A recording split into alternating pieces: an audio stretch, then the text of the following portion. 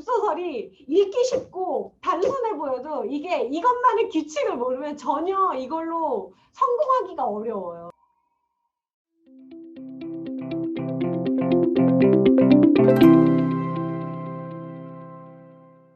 저는 재능이 없는 것 같아요. 너무 안 팔려요. 이거를 작품을 썼는데 너무 주목을 못 받아요. 묻혀 올리기만 하면 묻혀요. 이렇게 해서 되게 마음 아파 하시는 분들을 정말 많이 만나요. 정말 우리가 시놉시스 한 편 썼는데 시간 얼마나 오래 걸립니까? 작품 하나 구상하고 그거 1편 쓰고 제목 정하고 또 표지 필요하면 커미션도 받아서 표지도 만들고 그렇게 해서 연재 시작했는데 막 조회수 시쳇말로 엉망이야. 그러면 정말 글 쓸 맛이 안 나요. 너무 지쳐요. 그런 분들한테 제가 드리고 싶은 말은 그거는 그렇게 조회수가 진짜 낮다는 건 기본적으로 조회수가 낮다는 건 유입이 안 된다는 거예요. 유입이 안 되고 주목을 끌지 못한다는 거죠. 그럴 때는 제목을 바꿔보거나 좀 웹소설 제목 중에 정말 낯간지러운 제목들이 있어요. 내가 저도 작가지만 이 정도까지? 이렇게까지? 이 정도로 뭐 나만 뭐 제일 잘 나가 뭐 이런 건 기본이고 굉장히 어그로라고 그러죠. 어그로를 끌 수 있는 자극적인 그런 제목으로 한번 바꿔보는 것도 도움이 돼요. 그거를 부끄러워하면 안 돼요. 그 웹소설 작가는 관심을 끌지 못하면 그냥 묻히는 거예요. 그리고 내가 그렇게 열심히 쓴 작품 빛도 못 보고 묻힌다면 이것도 해보고 저것도 해봐야 되는데 제목도 바꾸고 작품 소개도 바꾸고 그렇게 해보는 걸 추천드립니다. 그리고 저는 이렇게 조회수가 안 나오는데 재능이 없는 걸까요? 저는 이거 쓰면 안 되나 봐요. 이런 얘기를 듣는데 사실 재능에 대한 이야기를 하기 전에 나 자신이 글을 얼마나 썼는지가 되게 중요해요. 내가 글을 얼마나 썼을까? 제가 완결을 하나 내면 보통 로맨스 장르나 여성향 장르나 판타지 무협 남성향 장르는 이렇게 작품마다 완결되는 글자 수가 좀 달라요. 로맨스 같은 경우에는 짧으면 80편, 요즘엔 100편 정도까지 가는데 100편에서 진짜 요즘은 긴 작품을 선호하는 편이거든요. 플랫폼에서. 그래서 최소 로맨스는 최소 80편 이상. 로판 같은 경우에는 그래도 100편에서 120편 이상 이런 식으로 완결을 내고 남성향 같은 경우에는 300편은 거의 기본이고 600편, 뭐 900편 이런 식으로 하는데 그 작품을 한 질 내는 데까지 작가님들마다 집필 속도가 다르기 때문에 사람마다 다 다르겠죠. 하지만 그렇게 한 작품을 런칭을 하고 나면 필력이 많이 늘거든요. 근데 조회수가 너무 안 나오는데 이거 계속 써야 될까요? 이렇게 문의를 주시는 작가님들 중에서는 한 작품을 아직 완결을 안 내본 작가님들이 굉장히 많아요. 그렇게 이제 막 시작하시는 분들. 그런데 내가 이제 막 시작했어. 내가 축구 선수 지망생이에요. 그리고 이제 막 축구를 배우고 이제 막 잔디밭에서 달리기 시작했는데 난 메시처럼 못 달려요. 저는 메시가 될 수가 없어요. 저는 재능이 없는 걸까요? 이렇게 말하면 좀 앞뒤가 안 맞잖아요. 이거는 처음부터 약간 불가능한 목표를 자신이 선택을 한 거예요. 처음에 글을 썼을 땐 관심 못 받고 조회수 안 나오고 그런 게 어쩌면 당연한 거라고 생각이 돼요. 처음부터 잘하는 사람은 잘하는 사람은 너무 없고 필력이라는 건 그렇게 단시간 쌓아지는 게 아니니까 그렇게 해서 내가 조회수가 안 나오고 관심을 못 받고 이런 건 슬픈 건 알지만 그래도 내가 이 작품을 한번 완성을 해보거나 아니면 다음 작품에서는 지금 작품에서 좀 부족한 점 이런 부분을 채워서 더 상승시킨, 더 좋아진 작품으로 내가 한번 연재를 해보겠다. 그렇게 마음을 먹어보는 게 좋을 것 같아요. 그리고 제가 최근에 인터뷰를 했는데 어느 신문이었지? 인터뷰 동아일보 재단에 있는 초중학교 잡지랑 인터뷰를 했어요. 근데 거기서 기자님이 그런 질문을 하시더라고요. 작가님, 팔리너 웹소설은 어떤 특징이 있을까요? 작가님 순문학도 하셨잖아요. 무슨 차이가 있는지 말씀 좀 해주세요. 이런 얘기를 들었어요. 그래서 팔리너 웹소설이라 나도 그것 좀 알았으면 좋겠다. 내 작품 좀 잘 팔게. 이런 생각이 제일 먼저 들었지만 그래도 팔리너 웹소설이라고 생각하면 제일 먼저 생각하는 게 재밌으면 팔린다. 작가들이 많이 하는 말이 요즘 유행하는 소재들, 트렌드라고 하죠. 트렌드 소재 써도 트렌드 소재 안 쓰고 인기 없는 소재, 마이너 소재를 써도 재밌으면 팔려. 막 문체 뭐 짧게 써야 되고 막 그러는데 뭐 이 문체 길고 지루해도 재밌으면 팔려. 이런 이야기들을 작가들끼리 많이 해요. 근데 그 재미라는 게 뭘까요? 너무 좀 추상적이잖아요. 어떤 사람들은 빠른 스토리 전개를 재미라고 생각할 수도 있고 어떤 사람들은 확확 반전이 들어가고 뒤통수를 때려주고 이런 게 재미라고 생각할 수도 있고 어떤 독자들은 자기가 예상하지 못했던 그런 장면들, 장면 모사 같은 것이 나왔을 때 재미라고 느낄 수도 있어요. 그렇게 재미라는 건 굉장히 광범위한데 그럼 그 재미라는 거는 너무 광범위하고 사람마다 조금 다르지만 그러면 팔리는 웹소설의 기본적인 거, 가장 기본 중에 기본 중에 기본은 뭐냐? 저는 가독성이라고 생각합니다.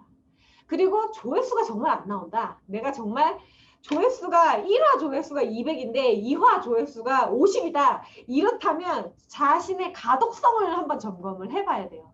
이 가독성이라는 건 읽었을 때 걸리는 게 없이 술술술술 읽히는 게 가독성이라고 기본적으로 생각을 하시면 돼요. 편하게. 우리가 가독성에 대한 사전적 정의는 다를 수 있지만 거침없이 읽어야 돼. 이게 탁탁 문장이 가독성이 떨어지는 문장은 이렇게 쭉 읽을 수가 없어요. 읽어 내려갈 수가 없어. 이게 무슨 말을 하는지도 모르겠고 주어가 뭔지도 좀 헷갈리고 문장이 너무 길어서 비문이 생기고 이러면 가독성이 뚝뚝 떨어집니다.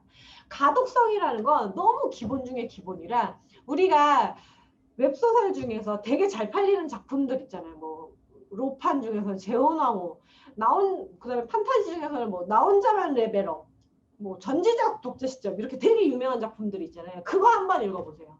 그거를 한 1화만 읽어보세요. 그러면 너무 가독성이란 무엇인가를 너무 잘 알 수가 있어요. 뭐가 걸리는 게 없고 읽어 내려가는데 정말 눈의 움직임에 따라서 스토리가 머리에 박혀요. 그런 게 가독성이에요. 그러니까 그거를 제일 먼저 연습을 하셔야 돼요. 내가 작가가 될 거고 웹소설 작가가 되고 싶은데 무엇을 제일 먼저 연습을 해야 되느냐? 내가 어떤 실력을 가장 먼저 올려야 되느냐? 근데 신인 작가들은 가독성, 그거는 필력 기본기랑 상관이 있는 말이죠. 하지만 가독성보다 더 신경 쓰는 게 뭐냐면 소재, 세계관 이런 거에 보통 신경을 쓰게 돼요. 그런 설정이나 소재나 세계관보다 가독성에 대한 거를 먼저 신경을 써야 되는데 가독성이 잘 읽히는 문장, 잘 읽히고 거슬리지 않고 읽는 속도대로 상상이 가는 문장을 쓰려면 일단 비문이 없어야 돼요.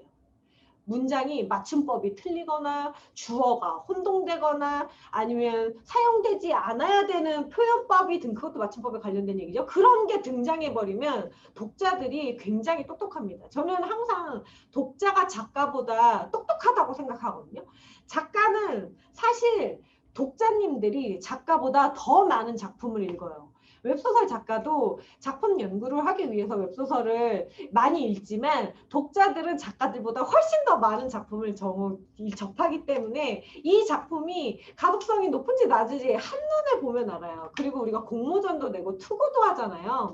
그럴 때 가장 먼저 되는 게 가독성이 떨어지면 일단 탈락한다고 봐야 돼요. 이건 그렇게 출판사에서나 그런 분들은 이 가독성은 너무 기본 중에 기본이라 이거가 기본도 안 되는 작품들은 이게 소재가 아무리 뛰어나고 세계관이 아무리 창의적이어도 팔 수가 없는 거죠. 독자들이 그걸 견뎌줄 수가 없으니까요. 그럼 가독성을 늘려면 어떻게 해야 되냐? 책을 많이 읽는 것도 물론 중요하죠. 책을 많이 읽으면 좋은 문장을 자신의 것으로 만드는 데 도움이 되거든요. 근데 책을 많이 읽는다고 해서 가독성이 무조건 올라가느냐? 그건 또 아니에요.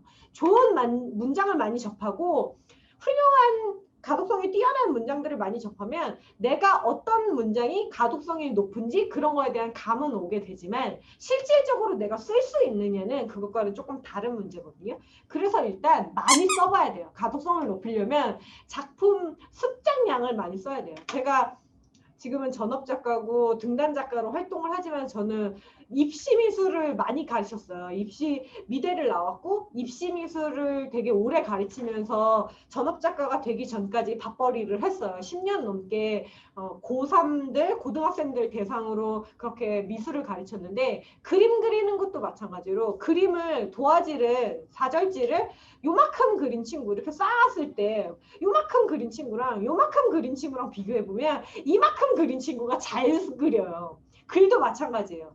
한 편 쓴 작가랑 5편 쓴 작가를 비교하면 5편 쓴 작가가 더 잘 쓸 수밖에 없어요. 그러니까 내가 어떻게 하면 가독성을 늘릴까, 높일까라고 생각할 때 좋은 작품을 많이 읽고 그렇게 좋은 작품을 많이 쓰는 거. 그리고 문장을 짧게 쓰라라는 말을 모든 작법서에서 얘기를 하고 웹소설 작가뿐만 아니라 순문학 쪽에서도 짧게 써라.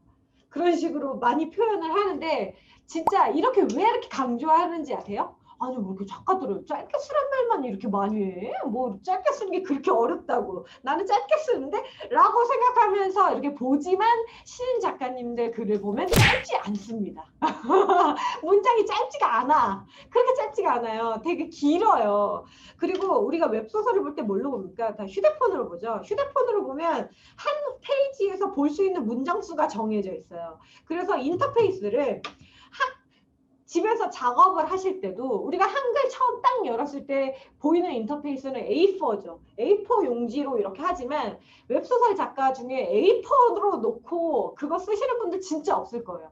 이게 양식이라는 게 있어요. 카카오는 카카오 조판 양식이라는 게 있고 네이버는 네이버 시리즈 조판 양식이 있어요. 그러면 우리가 딱 독자들이 핸드폰으로 직접 소설을 읽는 것처럼 그 화면에다가 글을 써요.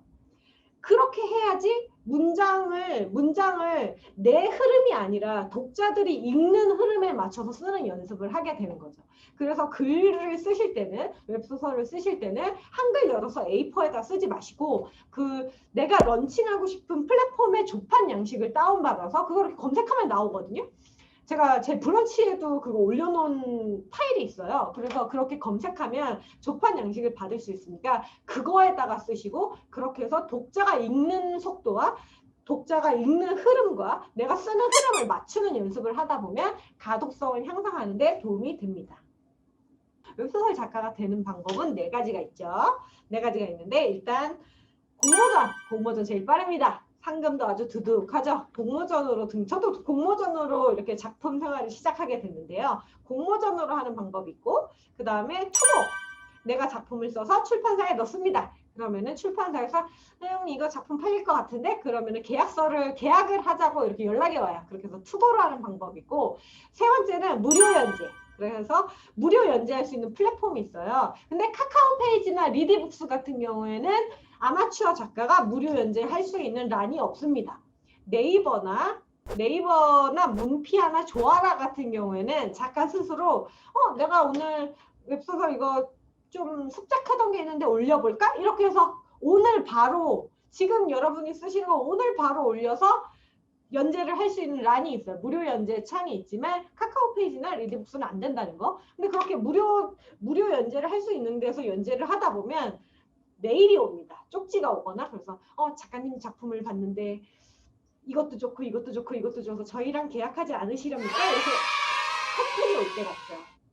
그래서 그렇게 해서 출간 계약을 하는 경우가 있고 그 다음에 무료 연재를 하다가 내 독자가 아주 많아. 이 정도 독자라면 내가 유료로 전환을 해도 쏠쏠한 수입이 있겠네. 이런 생각이 들어서 작가 스스로가 유료로 전환하는 경우가 있어요. 그렇게 해서 4가지가 프로 작가가 돼서 돈을 버는 방법이 될 수 있습니다. 다들 어렵죠. 왜냐하면 독자의 눈에 들거나 아니면 전문가, 출판 관계자, 플랫폼의 눈에 들지 않으면 이게 어려운 거죠.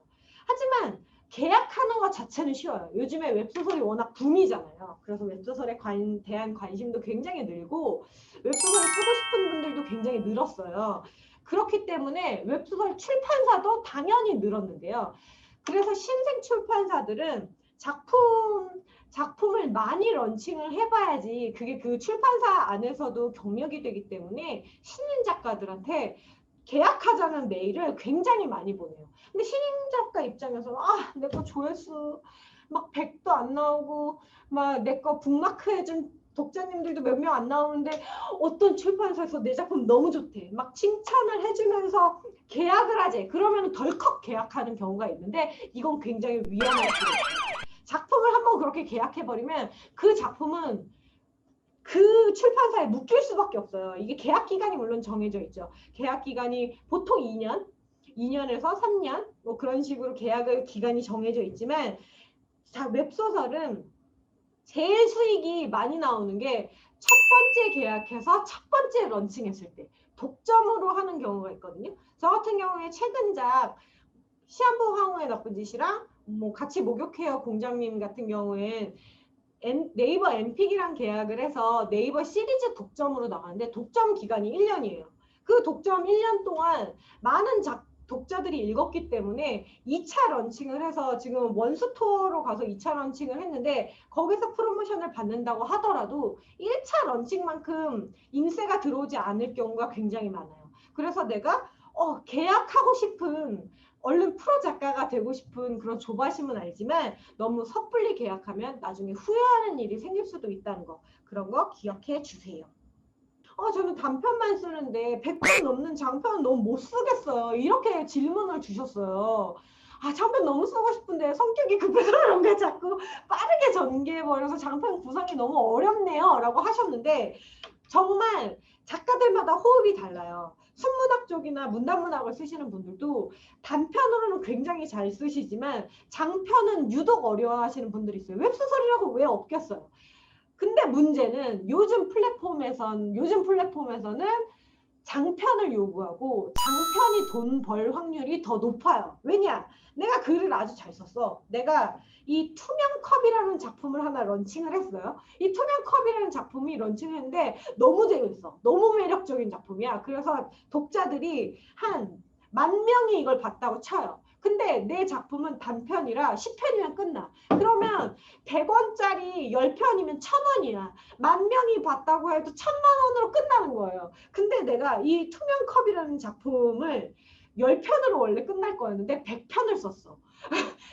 100편을 썼어요. 이거를 장편으로 썼어요. 그러면 수익이 10배가 되는 거예요. 내 독자들은, 웹소설 독자들은 한 편 보고 재미없으면 뒤로 가기 해버립니다. 그거 안 읽어요. 재미없으면.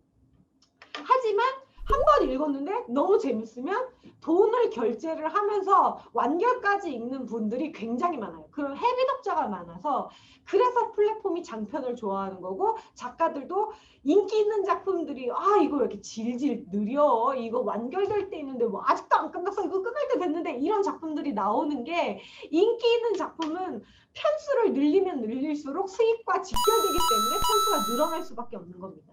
그러면 내가 단편밖에 못 쓴다. 그런데 단편밖에 못 쓴다는 건 단편을 그래도 쓸 줄 안다는 건 이야기의 구성을 만들 수 있는 거예요. 근데 그 이야기 장편이라고 해서 장편만의 스토리 라인이 물론 있지만 그런 에피소드들이 연결되는 거거든요. 이 에피소드가 끝나고 그 다음 에피소드가 생기고 그 다음 에피소드를 만들면서 완결까지 가는 건데 내가 단편밖에 잘 못 쓰겠다. 그럼 이 단편을 가지고 그 단편들을 여러 개를 나열해서 하나의 작품으로 만드는 연습을 하세요.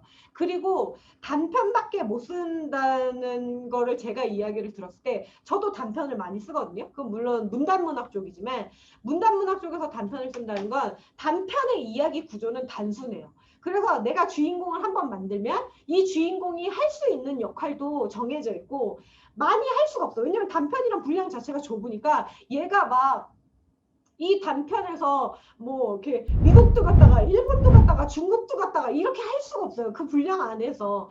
그런데 이 주인공을 잘 만들어 놓으면 얘가 미국에 갔다가 다음 에피소드가 끝나고 중국에 갔다가 그 에피소드 끝나면 뭐 일본 친구를 만났다가 이렇게 다양한 이야기로 발전시킬 수가 있어요. 그러니까 주인공에 더 집중하고 주인공에 대해서 더 캐릭터를 여러 가지를 만들어서 더 풍부하게 캐릭터들을 다양하게 만들어 놓고 이 주위 캐릭터들을 에피소드마다 떨어뜨려서 이거를 하나의 장편으로 만드는 연습을 해보신다면 단편에서 장편으로 가는 연습을 할 수 있을 것 같고 처음부터 100편씩 연습하지 마세요. 그리고 습작할 때는 10편짜리 단편, 20편짜리 단편, 50편짜리 중편 그런 식으로 만드는 것도 연습이 되니까 그런 식으로 진행해도 좋을 것 같습니다. 글럼프 어떻게 극복하느냐?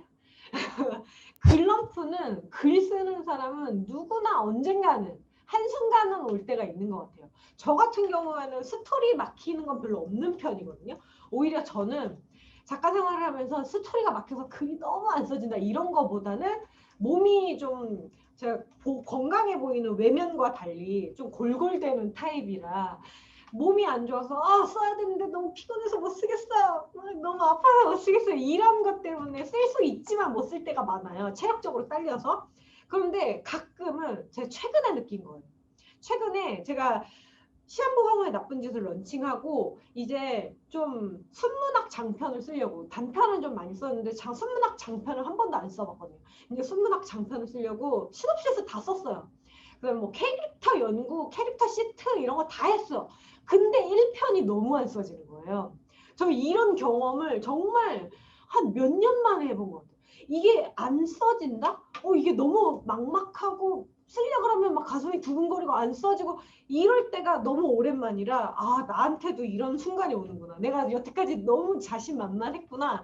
그렇게 생각할 때가 있었는데 그 전에도 글럼프를 겪고 다른 문우들이 글럼프를 겪는 거를 봤을 때 이거는 언젠가는 오게 돼 있고 이거를 견디려면 가장 중요한 건 습관을 만드는 거예요.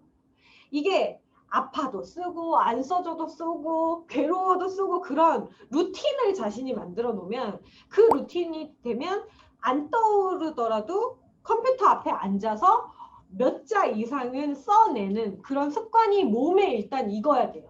그게 전업 작가를 꿈꾸시는 분들 그리고 대박 작가가 되시는 분들은 그게 기본적으로 몸에 익지 않으면 작품 한 작품만 대박 터뜨리거나 아니면 한 작품만 런칭하고 나서 그 뒤에 글 쓰는 걸 접어버리는 그런 경우가 굉장히 많아요. 그래서 습관을 들이는 게 가장 먼저고 그래 습관 들이고 내가 맨날 쓰는데 근데도 너무 막막해요. 이럴 때가 있잖아요. 그럴 때는 어떻게 하냐면 저 같은 경우에는 첫 번째 일단 안 씁니다. 안 나오는 걸 쓰려고 머리 쥐어짜면 글 쓰는 것 자체가 스트레스가 되고 그 시간 자체가 너무 공포스러워져요.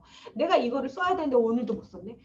나 이거 해야 되는데 시간만 계속 가네. 어떡하지? 이런 공포감 때문에 글 쓰는 것 자체가 스트레스가 돼버리면 1편도 못 쓰지만 2편, 3편 계속 못 쓰게 돼요. 그래서 아예 첫 편을 못 쓸 때도 있지만 만약에 내가 한 30편 정도 썼는데 31편 쓸 때 너무 안 써진다. 그럴 때는 일단 좀 쉬어야 돼요. 그리고 그거에 대한 생각을 조금 멀리 좀 떨어뜨리고 나서 내 안에서 이야기가 좀 밀려 올라올 때까지 좀 기다려주는 시간이 필요하거든요. 어쩌면 너무 많은 이야기들을 쏟아내고 너무 많은 문장들을 내가 썼기 때문에 내 스스로 약간 번아웃이 온 걸 수도 있어요. 글럼프에는 여러 종류가 있죠. 악플이 달려서 무서워서 못 쓰는 경우가 있죠. 악플 때문에 못 쓰는 경우가 있고 그 다음에 다른 어떤 심리적인 불편함 때문에 못 쓰는 경우도 있고 아니면 스토리 자체가 어떻게 풀릴지 잘 몰라서 못 쓰는 경우가 있고 그 다음에 어떤 표절 의혹이나 그런 외부적인 것 때문에 글을 못 쓰게 되는 경우도 있어요. 작가 생활을 하다 보면 진짜 별의별 일이 다 생기거든요. 그렇게 해서 글럼프가 왔을 때 일단 기다려본다. 근데 기다리는 것도 한계가 있죠. 이거 언제까지 기다릴 거야? 이거 계속 기다리면 글을 누가 대신 써주는 거 아니잖아요. 내 일은 어떤 일은 사람이 대신해 줄 수 있는 일이 있는데 글 쓰는 건 누가 대신해 줄 수 있는 일이 아니에요.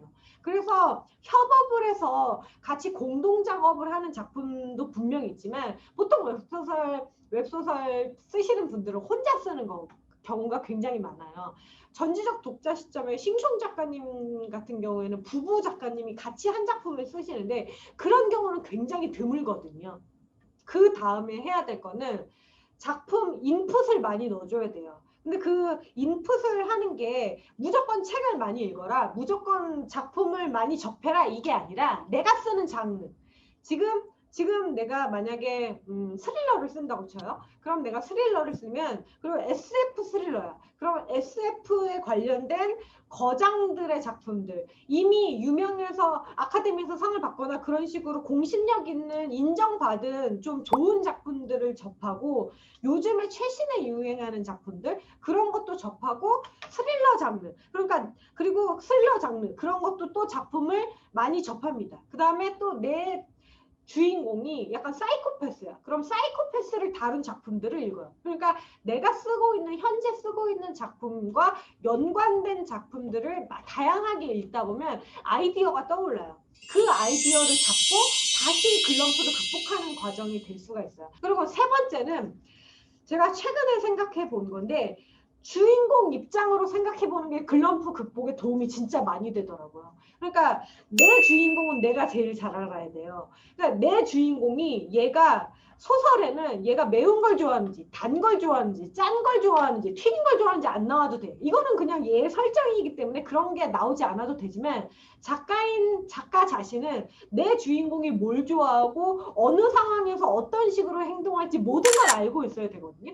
그렇기 때문에 스토리가 안 풀릴 때 만약에 내가 그 주인공이라면 내가 그 주인공 입장에서 밥을 먹는다면 나 같으면 작가 자신인 나 이렇게 정문이 같으면은 매운 거 먹고 튀긴 거 먹겠지만 내 주인공은 얘가 어려서부터 너무 과보 속에 자라서 유기농 채소만 먹는다든지 그런 설정이 있을 수 있잖아요. 영화를 보거나 아니면 길을 걸을 때도 얘 독특한 습관이 있을 테고 그러니까 독특한 설정을 자기 스스로 생각해보고 주인공 입장에서 움직이다 보면 내가 정해놓은 스토리 라인에 따라서 이 주인공, 이 캐릭터가 어떻게 움직이는지 상상이 되고 그럴 때 이야기의 실마리가 조금씩 풀릴 수가 있습니다.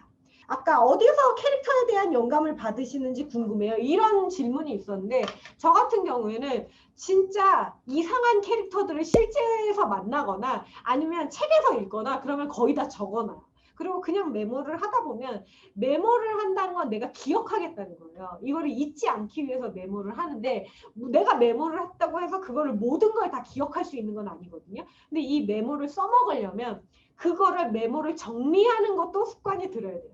내가 캐릭터에 관련된 메모를 하면 캐릭터 중에서도 이상한 짓 하는 진상짓 하는 캐릭터들이 있겠고 그 다음에 되게 약간 좀 무서운 행동, 소름 끼치는 행동을 하는 캐릭터들이 있겠고 또 어떤 너무 착하고 순에 빠지고 그런 캐릭터를 만드는 데 도움되는 사람을 만날 수 있겠죠. 그런 식으로 장르를 나눠서 메모를 하는 게 도움이 됩니다. 근데 메모하는 거는 정말 습관이고 제가 어디서 읽은 책인데 작가는 모든 걸 하나도 잊지 않는 사람이라는 얘기가 있어요. 그러니까 나한테 얻는 자극, 내가 얻는 독특한 소재, 그런 배경의 소스 이런 것들을 잊지 않고 적어두고 기억했다가 활용하는 게 지금 당장 시놉시스를 쓰지 않고 지금 당장 일화를 쓰지 않더라도 장기적으로 작가 생활을 하는데 큰 도움이 될 거라고 제가 말씀드리고 싶습니다. 문단 문학과 웹소설을 쓸 때 가장 큰 차이의 부분이 있다는 게 뭐가 있을까요? 라고 물어주셨는데요. 제가 책에서도 썼는데 문단 문학이랑 웹소설이랑 가장 큰 다른 점은 작가 중심이냐 독자 중심이냐인 것 같아요. 저 같은 경우에도 문단 문학도 독자를 아예 배제하는 건 아니에요. 이게 독자들이 어떻게 받아들이지? 그렇게 어떻게 주제가 전달될지 이런 거를 항상 생각하면서 쓰죠. 가독성도 물론 신경 쓰죠. 하지만 이 작품 자체의 완성도, 이 작품의 내가 작가가 전달하고 싶은 바를 어떤 식으로 전달하는가 그런 데에 집중을 많이 하는 편이고 이게 굉장히 가독성이 떨어지더라도 내가 전달하고 싶은 바가 명확하고 이런 이야기를 내가 이런 방식으로 실험적으로라도 하고 싶다면 작가들이 거리낌 없이 그거에 대해서 써요. 아 이거 독자들이 좀 못 따라올 텐데 막 에디터나 그런 데서 얘기를 하더라도 원래 읽는 분들만 읽는 거잖아요. 이렇게 말씀하시는 경우가 많아요.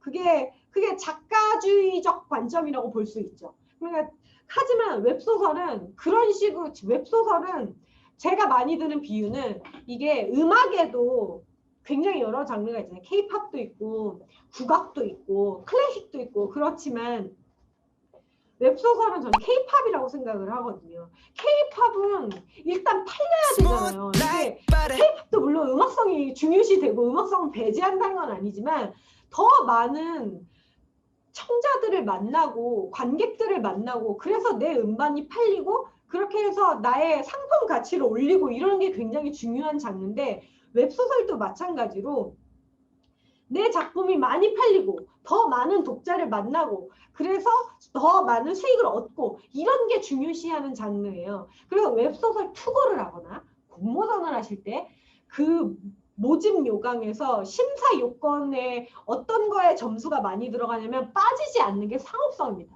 그러니까 웹소설이랑 순문학이랑 가장 큰 차이는 저는 상업성이라고 생각해요. 근데 그 상업성이 독자 위주의 상업성. 독자가 뭘 읽고 싶어하고 독자가 요즘에 뭘 싫어하고 이런 거에 대해서 굉장히 민감하게 반응할 수밖에 없는 시장이라는 거. 그게 가장 큰 차이점입니다. 글을 쓰기 전 캐릭터나 스토리 구성은 어느 정도까지 하고 쓰시나요? 제가 이 질문을 먼저 읽기 시작했어요. 많이 해놓고 쓰는 게 좋을까요? 그러다 정해놓은 스토리 말고 다른 스토리가 생각나면 어느 걸 골라야 될까요? 재밌는 스토리를 골라야 되겠지만 어떤 게 더 재밌는 건지 잘 모르겠네요. 작가님 경우에는 어떻게 하나요? 이게 작가들마다 좀 타입이 달라요. 어떤 작가님들은 신업을 크게 띄워놓고 크게 이렇게 완결까지 이렇게 써놓고 각 편별로 이렇게 세세하게 짜고 가시는 분이 있고 어떤 분 같은 경우는 이렇게 좀 전체적인 아웃라인만 만들어 놓고 그 안에서 이렇게 변화를 즐기시는 분도 있는데 저 같은 경우에는 시놉시스를 쓸 때 무조건 완결까지 씁니다. 완결은 정해놔야 돼요. 완결은 내가 이 완결에서 약간은 달라지더라도 완결까지는 정해놓고 써야지 글을 쓰다가 길을 잃고 헤매지가 않아요. 이게 완결을 안 정해놓고 삘 받은 대로 쓰면 삘이 끊기면 거기서 소설도 끊겨요. 그러니까 전업 작가는 삘대로 쓰는 게 아니라 그랬잖아요. 무조건 완결까지 써야 되고 작품을 런칭을 해야 되고 그렇기 때문에 완결은 정해놓고 쓰는 걸 추천드리고요. 또 저는 완결까지 스토리는 정해놓지만 각 편별로 세세하게 쓰기 전까지 다 정해놓지는 않아요.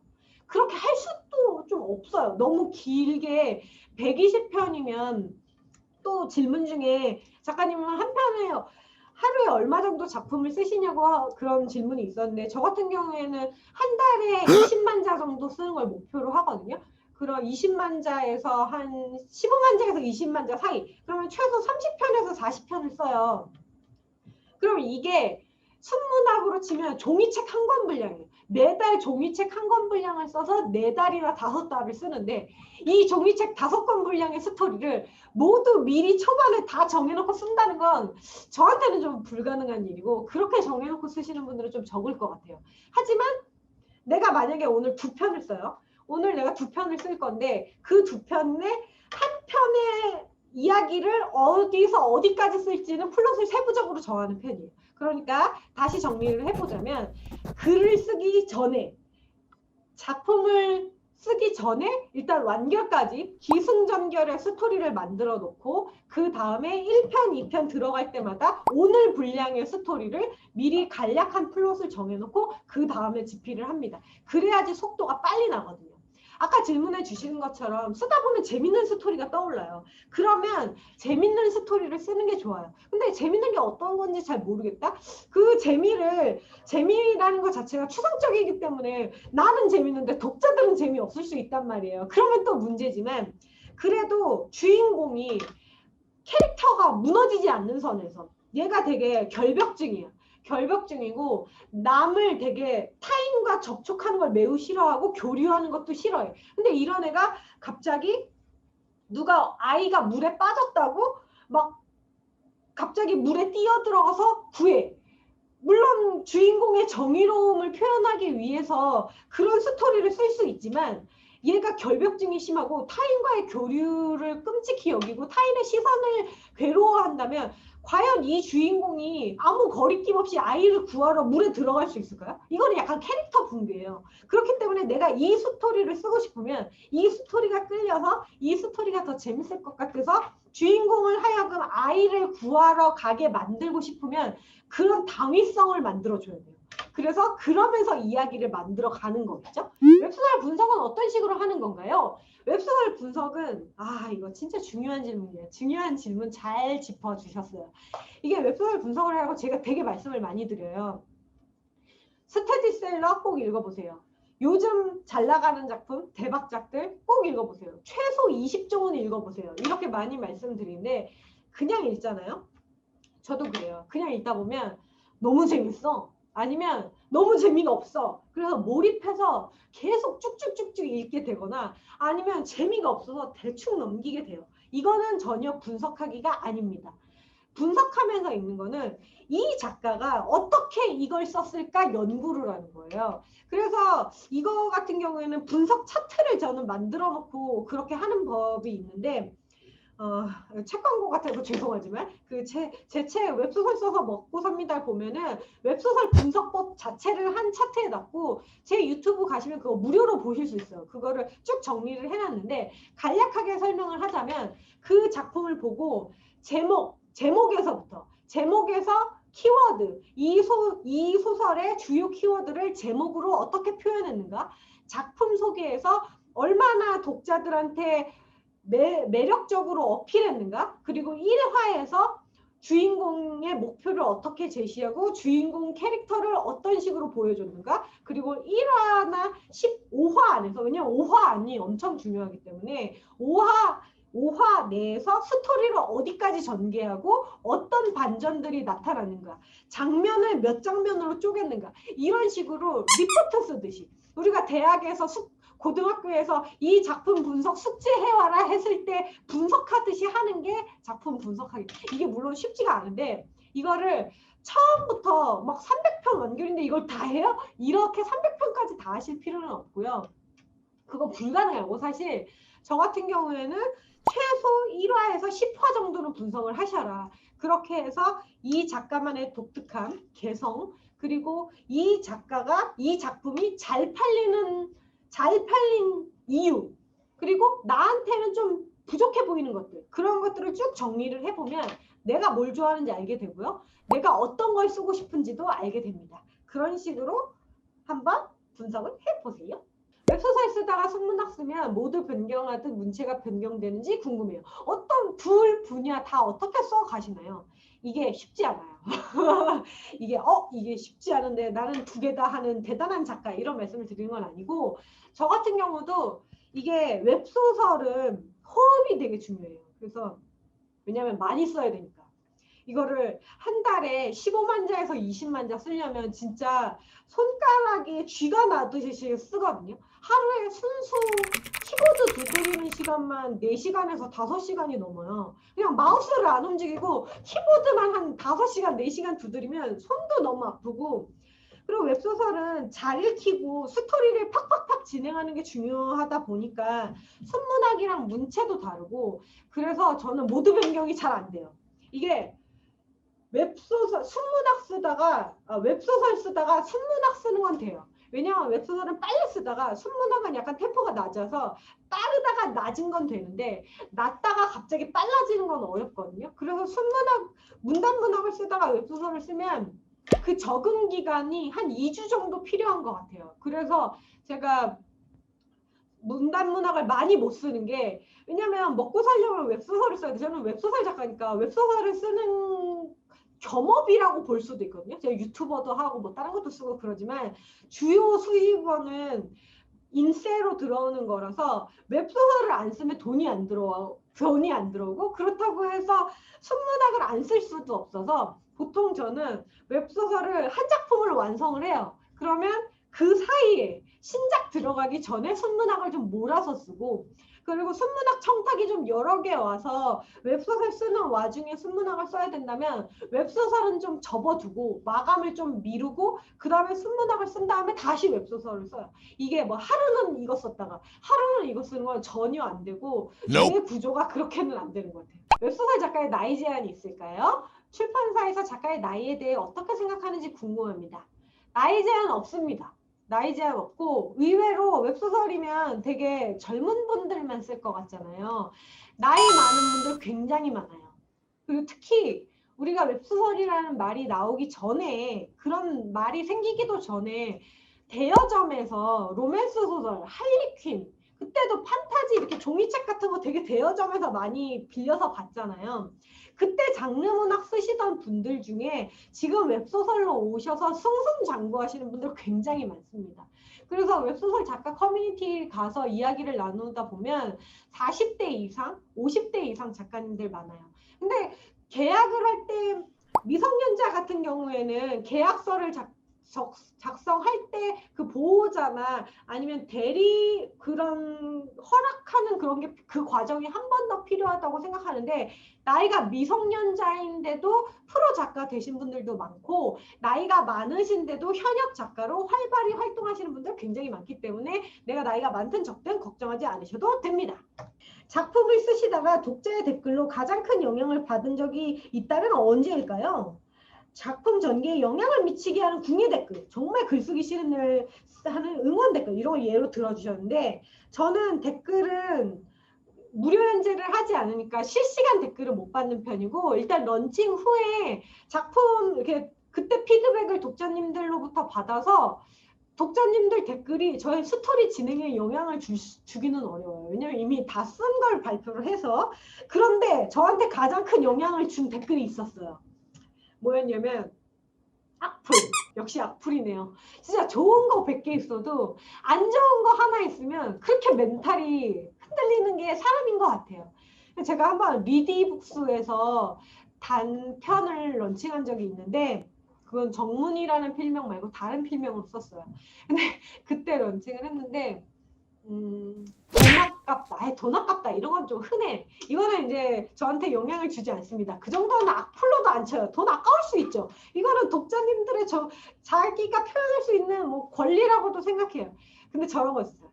작가가 필력이 구리고 이것저것 욕심만 많아서 벌려만 났지 해결을 못하고 막 이런 거예요. 막 이런 거 있죠. 그게 진짜 타격이 많이 오더라고요. 아무리 그래도 내가 신춘문예로 등단했는데 이 필력에 구리다는 댓글을 받으면 너무 그게 슬프고, 그 뒤에 한동안 좀 글이 좀 손에 잘 안 잡히더라고요. 그게 좀 힘들었어요. 하지만 응원의 댓글들이 훨씬 많죠. 저런 거. 시간 가는 줄 몰랐어요, 작가님. 작가님, 이 작품 제 인생작입니다. 그런 댓글이 훨씬 더 많고, 그런 분들 위해서 쓰는 거죠. 그러니까 악플을, 맞아. 이 얘기도 하고 싶은데, 악플이 작가 멘탈에 큰 손상을 주고 응원 댓글 100개보다 악플 하나가 작가를 더 많이 흔드는 게 사실이에요. 하지만 작가한테 돈 벌어주는 거는 좋은 댓글 써주는 분들이고, 그리고 그 악플이 유료 회차에 달렸다면 그것도 한번 생각해볼 문제죠. 아니, 이 악플러가 내 모든 소설을 결제하며 악플을 달았다면 그게 과연 악플러일까요? 저는 그분도 소중한 고객이라고 생각합니다. 본인의 작품을 객관적으로 볼 수 있는 능력은 어떻게 기를 수 있을까요? 이건 굉장히 어려운 일이에요. 일단 내가 본다는 건 나의 주관이 섞일 수밖에 없다는 거거든요. 이게 나라는 인간이 주관을 가진 인간인데 이걸 객관적으로 접근하는 것 자체가 사실 어떻게 보면 불가능할 수 있어요. 그리고 작가는 이 작품이 너무 사랑스러워. 그리고 이렇게 쓰는 게 가장 재밌고 가장 좋다고 생각하니까 이렇게 쓴 거잖아요. 그래서 객관적으로 보기가 너무 어려워. 그런데 이걸 객관적으로 볼 수 있는 방법이 있습니다. 뭐냐? 묵혀놓으면 돼요. 이거를 계속 본 것도 보고 본 것도 보고 본 것도 보고 그러면 객관화가 안 돼요. 이거를 한 달이고 두 달이고 몇 달이고 묵혀놨다가 몇 달 후에 다시 보잖아요. 그러면 이걸 좀 까먹었기 때문에 새로워 이게. 그리고 안 좋은 게 많이 보이고 객관적으로 좀 보게 돼요. 그래서 이거 내가 너무 나 객관성을 상실한 것 같다. 좀 객관적으로 보고 싶다. 그러면은 몇 달 묵혀주세요. 그 다음에 보면 좀 그 전에는 보이지 않았던 수정점이나 그런 게 보일 수 있을 겁니다. 마지막으로 고구마 허용 범위 어느 정도일까요? 사이다를 위해서라도 고구마가 필요한데 몇 화 정도까지 전개를 해야 될지 고민입니다. 이거는 기성 작가들도 계속 고민하는 부분이죠. 독자들은 고구마를 싫어하시는데 사이다를 터뜨리려면 고구마가 없으면 사이다가 무슨 의미가 있겠어요. 갈등이 없는데, 아니 나쁜 놈이 등장도 안 했는데 나쁜 놈을 어떻게 죽여요. 그거는 불가능한 일이고, 이게 큰 사이다에는 큰 고구마가 필요하거든요. 이게 사이다가 짜릿하려면 고구마가 그만큼 괴로워야 돼요. 근데 이걸 몇 탑까지를 정해야 될까? 이 마지노선은 어떻게라고 할 수가 없어요. 그리고 이게 막 고구마가 2, 30편 들어가서 작품이 망한다? 이것도 아니에요. 진짜 고구마, 이거 완전 고구마네. 고구마 언제 끝나요? 그런데 잘 팔리는 작품 수두룩해요.